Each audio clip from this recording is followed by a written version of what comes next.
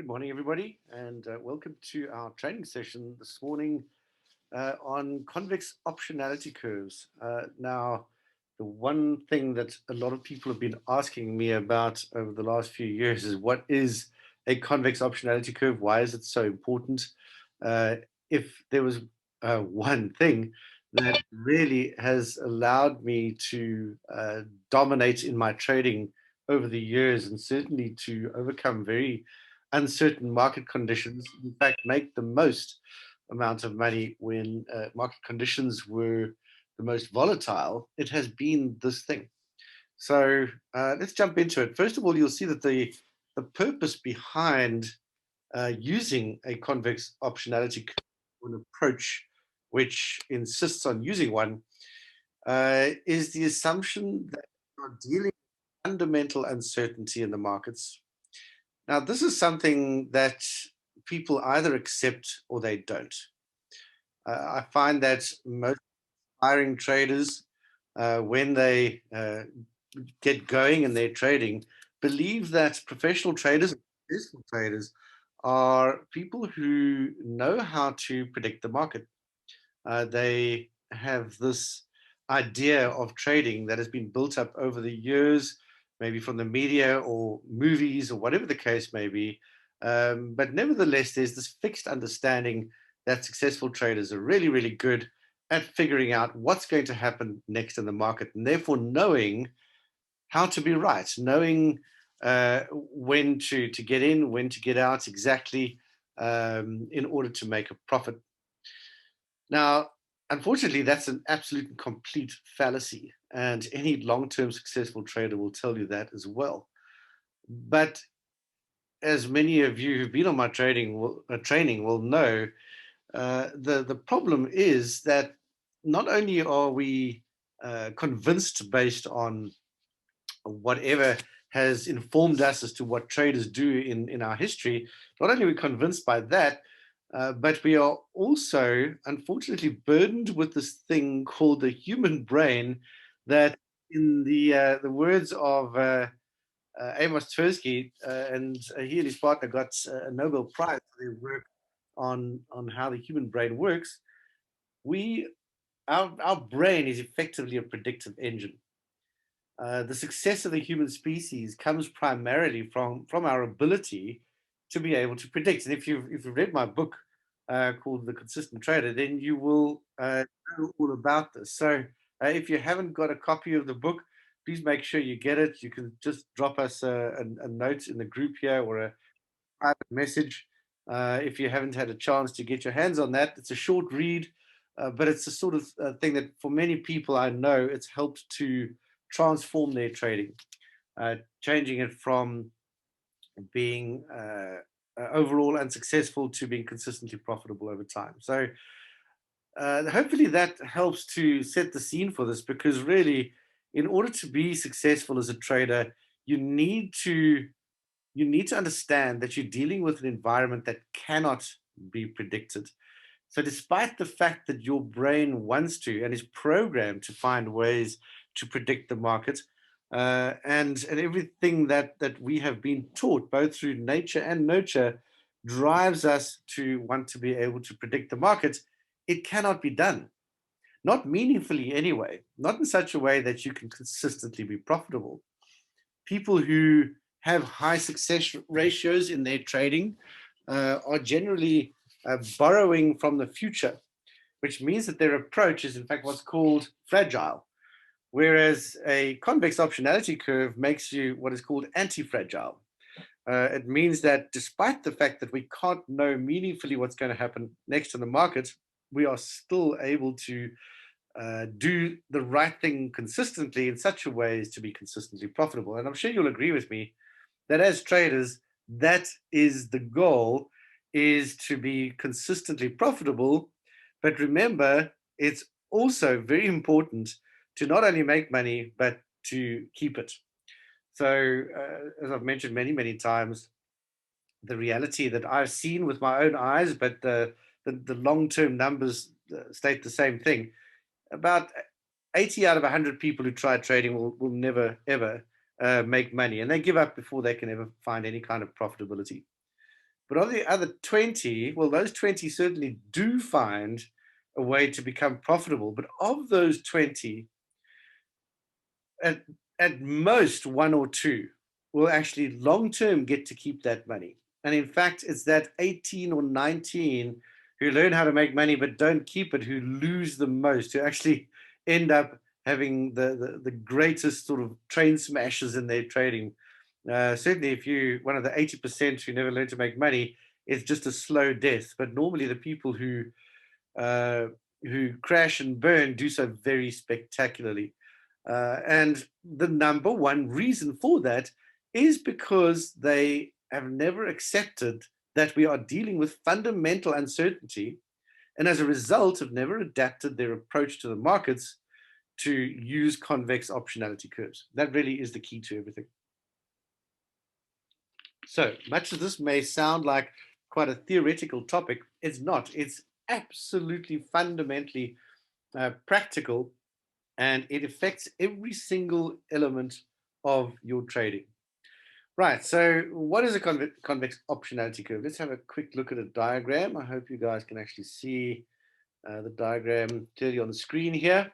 So this is really one of each. The top one is a convex optionality curve, and the bottom one is a concave optionality curve. So really what you want to do is just picture, and this, by the way, applies to everything in life. Just picture yourself there in your trading where you start off at a neutral point, which is on the x-axis, and you can see where the curved line cuts the x-axis on both of these diagrams. And by the way, these diagrams at first might look a little bit confusing, but I assure you, once you get it, you'll see it's pretty straightforward. So any experience below the line is negative. That's why it's called pain. And anything above the line is obviously beneficial, which we will call gain.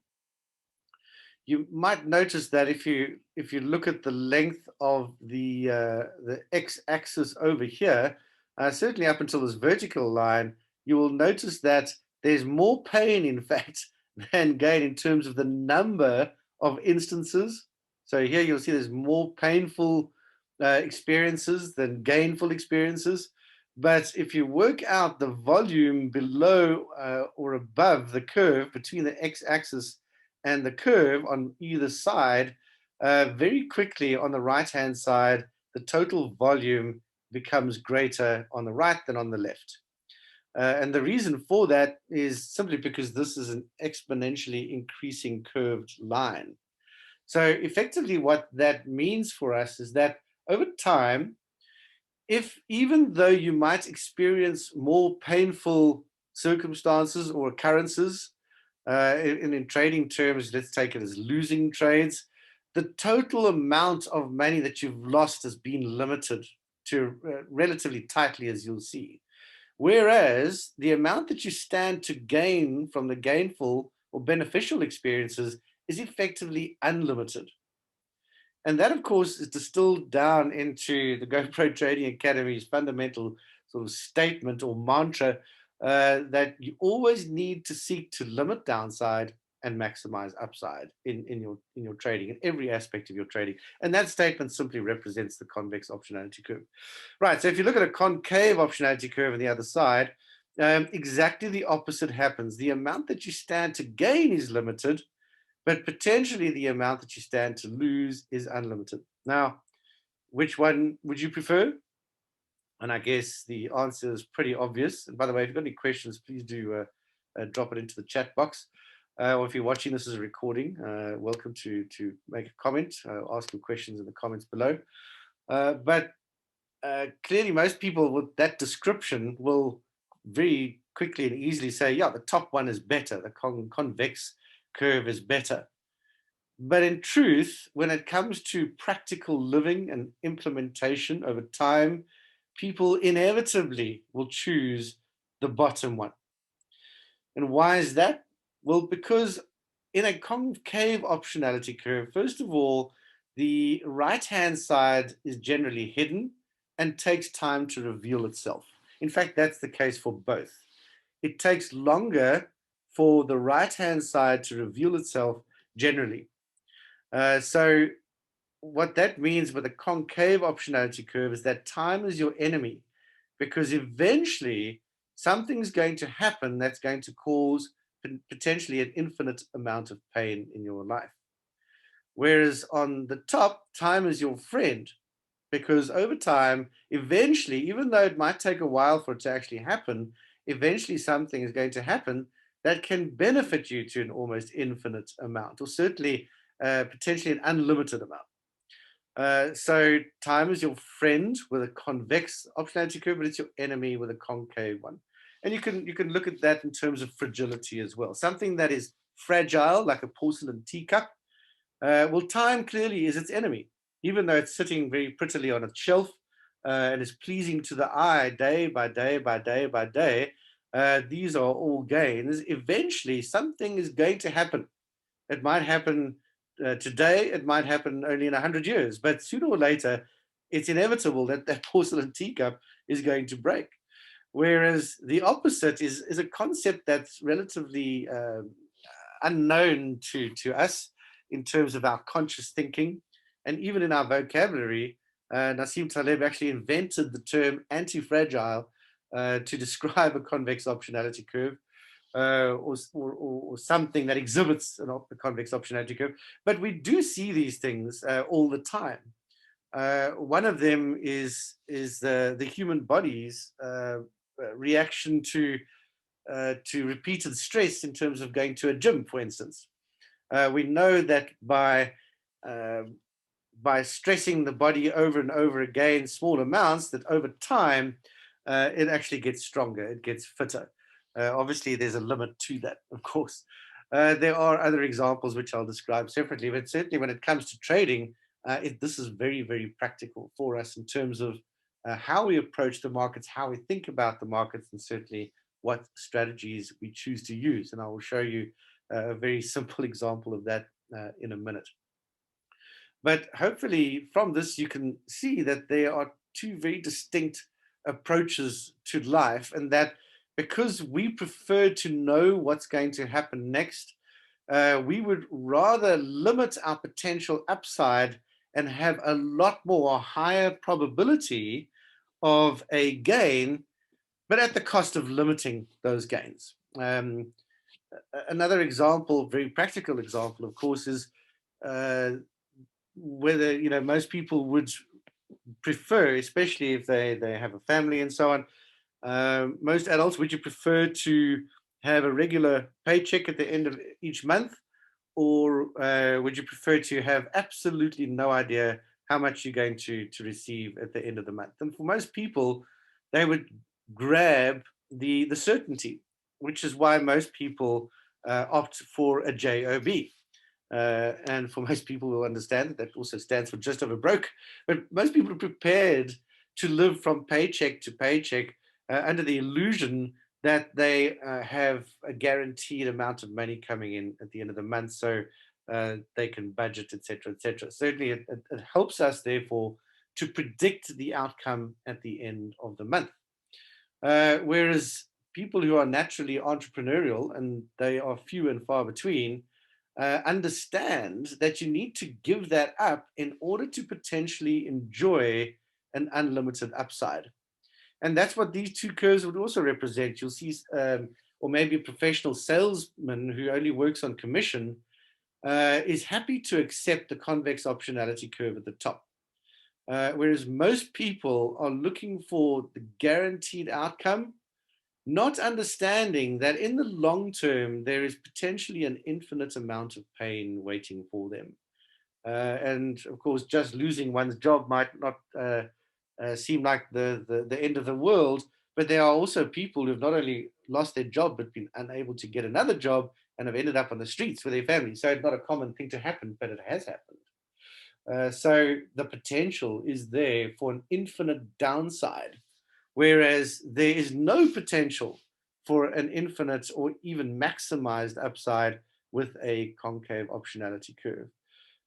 Whereas, we talk about the professional salesperson who knows that they maybe need to make 100 phone calls to get 5 meetings to get one deal. And even then, that's not guaranteed. That's just how it pans out over time, they might have to make 200 or 300 phone calls.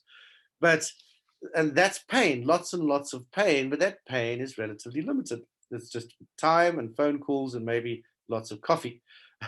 But those deals that they bring in earn them a lot of money.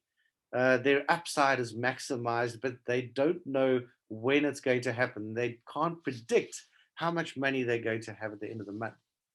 So when it comes to trading, of course, you need to ask yourself, and this is a fundamental transition in our conversation here. So hopefully I've illustrated the difference between these two clearly now, and I'll jump into some practical examples in a second. But now moving into thinking about your trading, the first thing you need to ask yourself is it possible to meaningfully predict anything in the markets?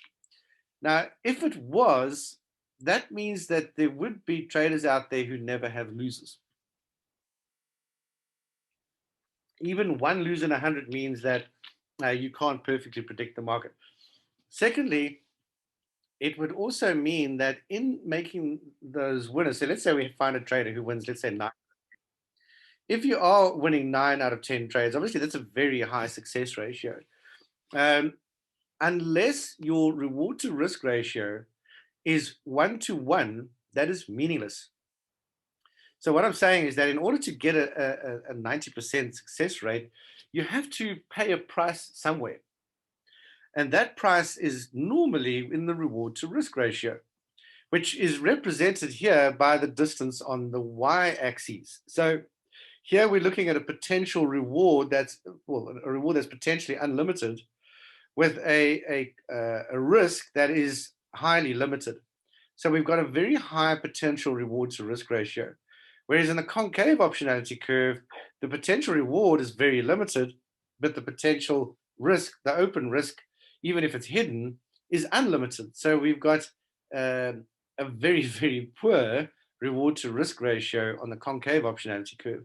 And that's the price that you pay for a high success ratio or a relatively predictable trading strategy when you can say, well, yes, I'm going to win the vast majority of my trades. Most people don't realize that there's a price that they pay. And that price is the risk that is normally hidden from view. Certainly in trading, that's the case, which is why, again, that's out of the 20% or so of people who ever learn to make money in trading, maybe only 1 or 2 will survive. The other 18 or 19 are trading a concave optionality curve with the sort of train wreck just hasn't happened yet. Even if we look at, and this is something that you guys will have seen inside of the academy, for those of you members, we look at how many professional funds, big multi-billion-dollar funds, have made exactly the same mistake.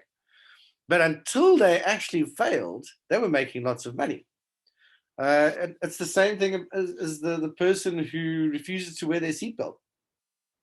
And for many years, I was one of these. So, a seatbelt is a bit constrictive. It's not as comfortable as not wearing a seatbelt. So by not wearing a seatbelt, you have a small, limited gain every time you drive your car because you're more comfortable. But the hidden outcome is when you have that terrible accident one day. And if you drive long enough, it's not if, it's when, and even if it's not your own fault. So the downside to not wearing your seatbelt here is potentially infinite, of course. Whereas the person who does put their seatbelt on religiously every time they get into the car, well, there is a bit of discomfort in that. There is a bit of constriction. It's not as comfortable. So, but that pain, let's call it, is limited. It's very limited. But there are thousands and thousands of occurrences where you'll get in the car and you won't have that accident. But the benefit to wearing the seatbelt when it saves your life is infinitely high on that day when it does. So, but again, that car accident is not predictable. If it was, you just wouldn't get in the car that day. It's like everything meaningful in life, positive and negative, be it a car accident or a terrible illness or the loss of a loved one. But on the other side, there's falling in love.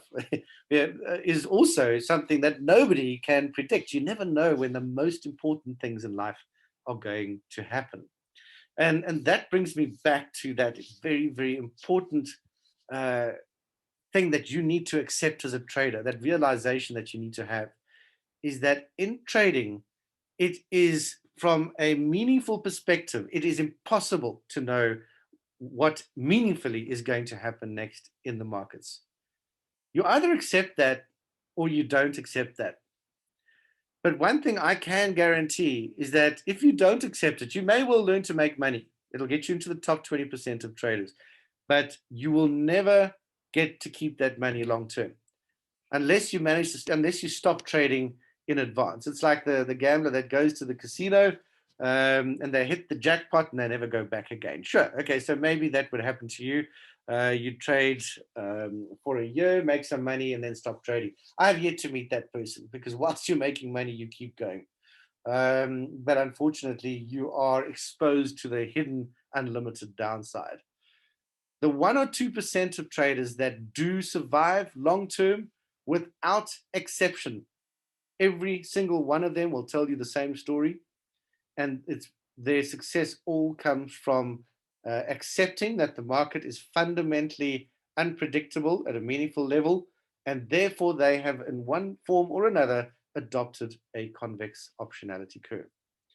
All right, so folks, that's like the theory behind it, and hopefully also the clear enough to illustrate why it's so important to accept a convex optionality curve. So let me just jump quickly now to a practical example of this. And again, those of you who've been on my courses in the past will have heard this, but it illustrates the point very, very clearly. Let's say that we're going to play a dice game. I use flipping the coin sometimes as well, but let's move this on to the next level. If we're going to play a dice game, I'm going to offer you the option of choosing which side to be on. You can either bet on a 3, 4, 5, or a 6 coming up, or a 1 or a 2 coming up. So who wants to tell me which of those you're going to choose? Would you choose naturally a 1 or a 2, or are you going to choose 3, 4, 5, or 6? Which strategy would you choose? Derek knows already. Clearly, my training has done its job. Would you agree with me that most people instinctively would choose 3, 4, 5, or 6 because there is therefore a 66% chance of winning, as opposed to if you choose 1 or 2, there's only a 33.3% chance of winning. I'm sure you'd agree with me that the vast majority of people would go with the 3, 4, 5, 6. And of course, that's fair enough. So let's say we have 12 rolls of the dice, and I'm just going to make it work out. So let's say if you have chosen 3, 4, 5, 6, by the way, I'm going to choose 1 or 2 as well, along with Nivek. So if this is option 1 is the 3, 4, 5, or 6, let's say you have a winner, a loser, a winner, a winner, a loser, and a winner. So there you go. So 2 losers and 4 winners, and a loser, and a winner, and a winner, and a winner, a winner, and a loser. So there you'll notice that you've got exactly 4 losers and 8 winners. So I'm sure you'd be pretty happy with that. Out of a total of 12 rolls of the dice, let's just do the maths quickly so we can all see it. You've got 8 winners. That's fantastic. You've won 67% of your trades, haven't you? So most people would be very, very happy with that. And in fact, most people who are amateur traders are looking to get to 65% plus, 70, 80% even in their win ratios in their trading. And they believe that that is what all good traders do. Right, well, that's fair enough. But in a fundamentally random and uncertain environment, there is that price that you need to pay for that, which takes us back to these diagrams, or that's all of them. This one here, where you can see that you've got more gains, a higher number of gains, but at no point are we measuring the size of the gains versus the losses. So let's just do that quickly. If we go to, where was I? What we haven't discussed now is the size of those losers and winners.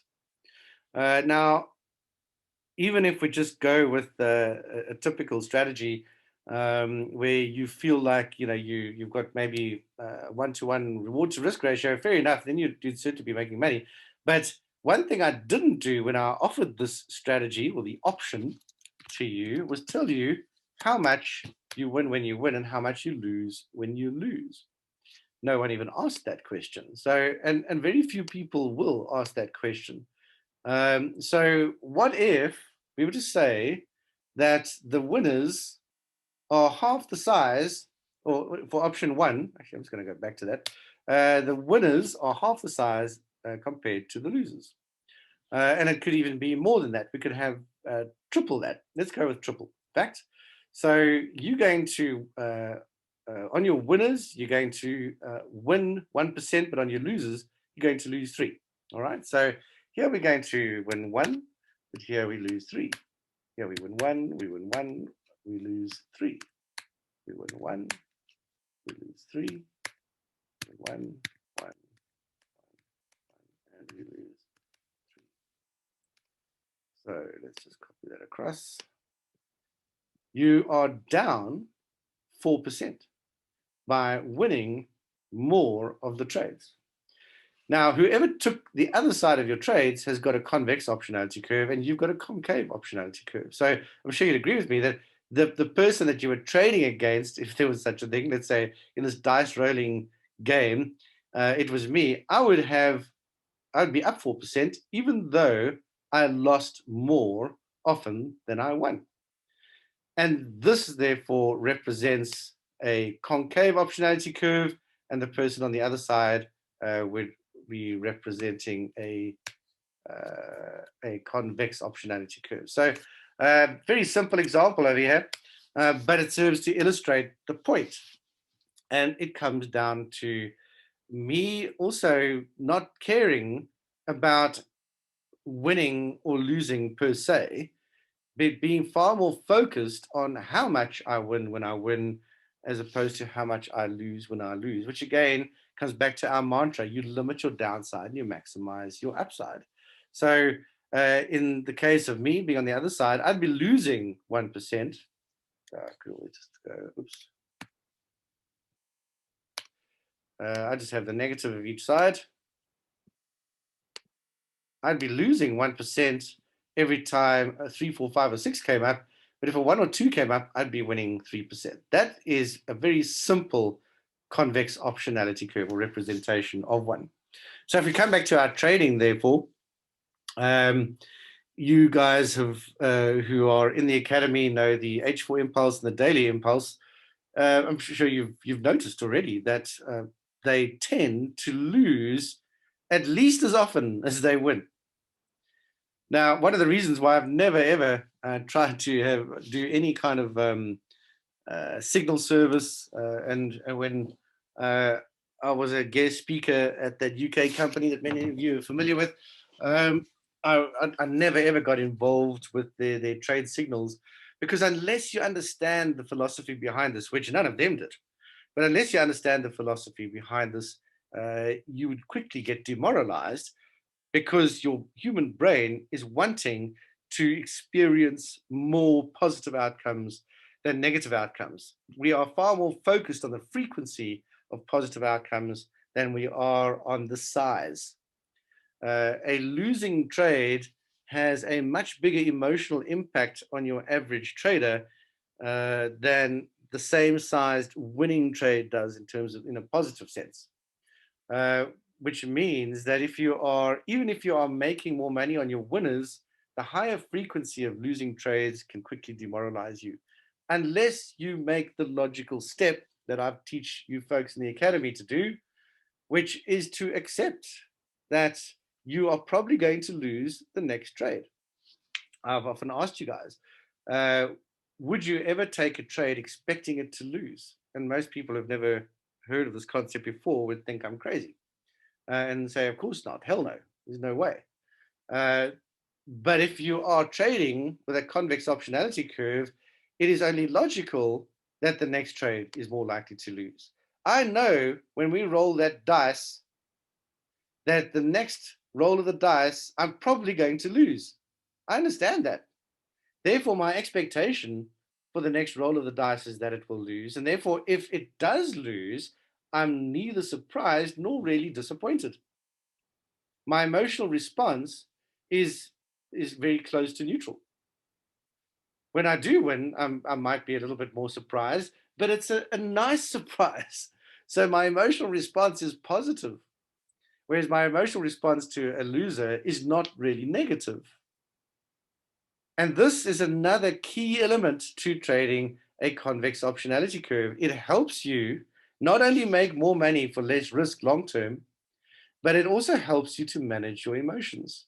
You're not only limiting your downside and maximizing your upside from a financial perspective, you're also doing it from an emotional perspective.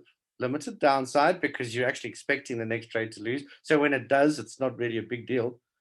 But when it wins, it's a nice surprise. So you've got maximized upside, even emotionally. So it's a lot easier then to take the next trade. It's also a lot easier to stick to your rule set. Somebody who's expecting to win the next trade, when it doesn't, their expectations are not met and they naturally feel disappointed. That disappointment, especially when it accumulates, and remember, the emotional downside to a loser is much bigger than the equivalent for a winner on the upside, that quickly accumulates and it causes you to self-sabotage. I've seen it happen many, many times. So from the perspective of developing your robust trader's mindset, it is essential to actually implement a convex optionality curve or an approach to the markets that represents a convex optionality curve. And as you can see now, this helps every single element of your trading. It needs to be applied as well to in every element of your approach to the markets, where you are developing a robust trader's mindset. You are analyzing your charts correctly for the right purpose. You're not analyzing or doing your chart analysis anymore with the expectation of being able to predict what's going to happen next. Not at all. You're simply doing it so that you know when it's appropriate to position yourself and when not. And then finally, of course, the third element is the rule set, your strategies. You choose your strategies primarily based on whether they represent, certainly your core strategies need to represent a convex optionality curve. All right, so there's a lot I can talk to you about this. This is meant to be an introductory chat. For those of you in the academy, please make sure that you revise the three pillars. The three pillars represent this at a very practical level as well. In fact, the three pillars represent a convex optionality curve. Remember, the third pillar is maximize upside or limit downside, maximize upside, combined with having an edge and the law of large numbers. So those three together represent the practical implementation of a convex optionality curve. Right, so that's it, I think, for today. Has anyone got any questions you'd like to ask me or require any clarity on any of that? Hope it's all good.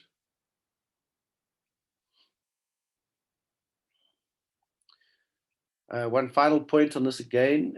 I know that I'm going to get more questions on this. Muno asked me this question in the members group the other day. The overlay strategy, does that represent a convex optionality curve? And the answer actually is no. So why do we apply it? Well, because by implementing the overlay strategy, we are at a macro account level improving the curve of our optionality curve, of our convex optionality curve. So basically what we do with an overlay strategy is at account level, we still have the convex optionality curve, but what it does is it moves this point further to the left. In fact, that's pretty much what it does. It moves this point further to the left. So it reduces the volume underneath the x-axis, It doesn't necessarily increase the volume. It might actually reduce the volume underneath the y-axis as well, but the overall our overall profitability doesn't change at an account level, because an overlay strategy is not actually designed to make money. It basically, we're just happy if it breaks even. But what it does do is reduce the depth of our drawdown on our account. Now, if you're trading other people's money, that's very important, because your maximum drawdown represents your fundamental risk on the account. Of course, if you're trading a convex optionality curve, it is inevitable, as you can see from this, that your maximum drawdown is going to be 100%. Whereas with a concave optionality curve, we actually increase this a little bit, and we bringing it a little bit further to the left. So we reduce our maximum drawdown. That means that we've reduced our total risk on the account, but we're actually still long-term making the same amount of money. So for the same risk reward, we have less risk, and that's very, very important. It is the number one goal, in fact, for all professional money managers. And for you guys who are going to be taking up the $2 million funded traded program, it's very, very important that you know how to do that. And likewise, you need to have a core strategy that represents a convex optionality curve. Right, good. So no questions, folks. Thanks very much. We'll do some more training tomorrow in the members group. And please just look out for the announcement for that, same time. So I'll see you there. Guys, have a great day. Bye for now.